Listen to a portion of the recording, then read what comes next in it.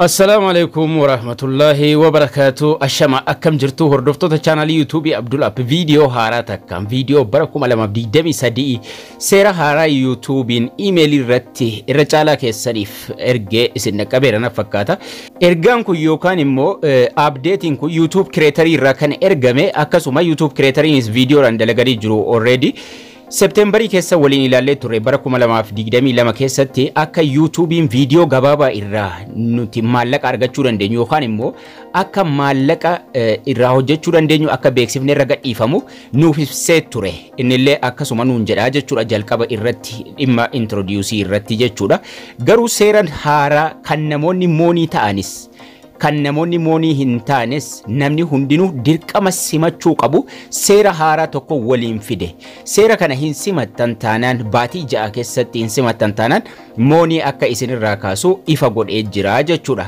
What is changing maaltu jijjiiramaa jira bakka jedhutti waa'ee dhimma monetizationii irratti wanti amma jijjiiramuuf deemu video gabaabaa irratti akka beeksifni dhufuu fi akka achirraa maallaqa hojjechuu dandeenyu irra dhufee jira jechuudha.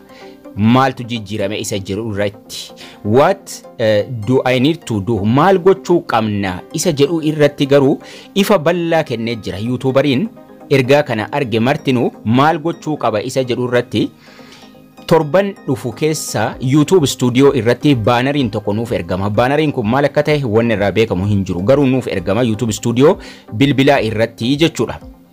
So guyyaa san seera haaraa YouTubein gadhiisaa jiru dirqama simachuun February tokkotti yookaan immoo sanaan duras ta'uu ni mala kan inni gadhiisu dirqama seera sana simachuu qabnaa jechuudha. Akkasuma February tokkorraa qabee beeksifni viidiyoo gabaabaa irras dhufuu eegalaa jechuudha.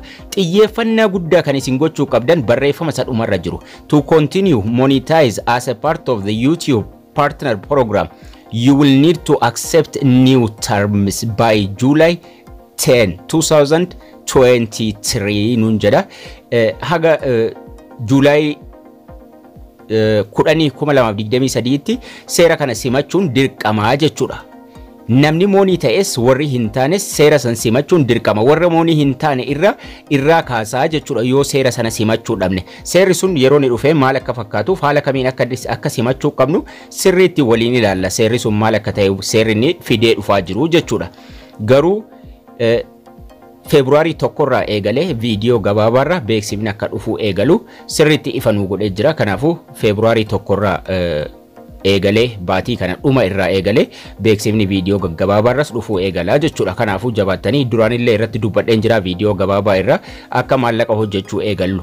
Garuu seerri inni fidee dhufaa jiru immoo baatii ja'an nu kennamee jira. Baatii ja'an sana keessatti seera haaraa sana warri moonii ta'es warri taanes simachuun dirqamaa jechuudha. Baatii ja'an kana keessatti namni hin simanne immoo moonii irraa kaaha YouTube studio bilbilaa irratti torban kanaan booda ni arginaa jechuudha. Baanarii YouTubein akka inni viidiyoo gabaabaa irratti beeksisa eegale.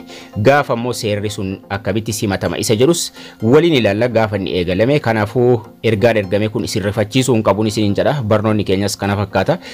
Akkasin irraa barattanis abdii guddaan qaba. Namoota baay'eetu keessaan naaf ergaa turanii kanaaf viidiyoo dafee irraa isinii dalaguu barbaade. Barnoota ittaanuu walitti deebina.